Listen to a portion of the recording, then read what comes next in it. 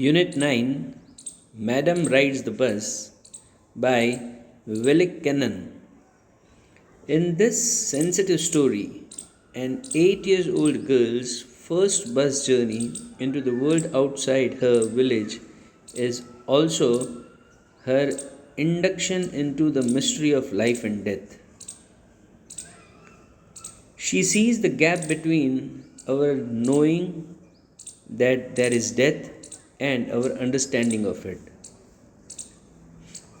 Now let's go through the lesson. There was a girl named Mai, who was called Valli for short. She was 8 years old and very curious about things. She was eager to know everything. Her favorite pastime was standing in the front doorway of a house watching what was happening in the street outside. There were no playmates of her own age on her street, and this was about all she had to do. All she had to do was to keep watching what was happening in the street outside because she didn't have any friends in her street to play with. But for Valli, standing at the front door was every bit of enjoyable as any of the elaborate games other children played. But she enjoyed watching that more than anything in the world because would not even enjoy playing with her friends so much. Watching the street gave her many new unusual experiences.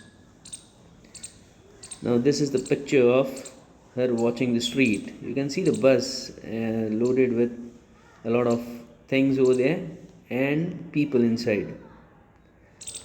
The most fascinating thing of all was the bus that traveled between her village and the nearest town. It passed through her street each hour, once going to the town and once coming back. The sight of the bus, filled each time with a new set of passengers, was a source of unending joy for Valli. Day after day, she watched the bus, and gradually a tiny wish crept into her head and grew there.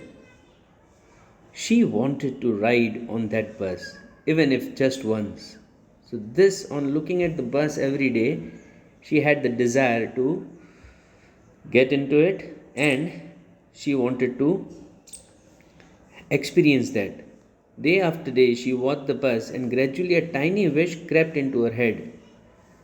That wish grew there, grew in her mind, that she wanted to ride on that bus. This wish became stronger and stronger until it was an overwhelming desire. Gradually, that wish turned out to be an overwhelming desire, uncontrollable desire. Valli would stare wistfully at the people who got on or off the bus when it stopped at the street corner. Wistfully means longingly. She also wanted to get into the bus and get down from the bus the way the other people did. Their faces would kindle in her longings. Kindle means set alight or set alight your feelings. Means she would start feeling that she also wants to do that. Dreams and hopes. So their faces, the faces of the people, they alighted a feeling in her for longings, dreams, and hopes of getting into the bus and getting out of the bus and riding on the bus. If one of her friends happened to ride the bus and tried to describe the sight of the town to her, Valli would be too jealous and to listen and would shout in English, proud, proud. So, if somebody would start explaining their experience of traveling in the bus, she would call them proud. You are proud. Neither she nor her friends really understood the meaning of the word proud, but they used it often as a slang expression of disapproval. Slang expression means informal words often used within a close group. Over many days and months, Valli listened carefully to conversations between her neighbors and people who regularly used the bus. And she also asked a few discreet questions. Discreet questions means careful questions here and there. This was This way, she picked up various small details about the bus journey. The town was 6 miles from her village. The fare was 30 paise one way, which is almost nothing at all. She heard one well-dressed man say, but to Wali, who scarcely saw that much money from one month to the next. So 30 paise was not a big amount to her, to the man who told her that it takes only 30 paise to go to the next town. But to her, it was a big amount because she didn't even get that much in the whole month. It seemed to be a fortune for her, a big amount for her.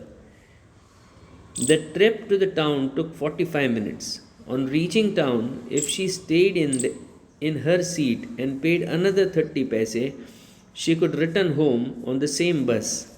This meant that she could take the 1 o'clock afternoon bus, reach the town at 1:45 and be back home by 2:45.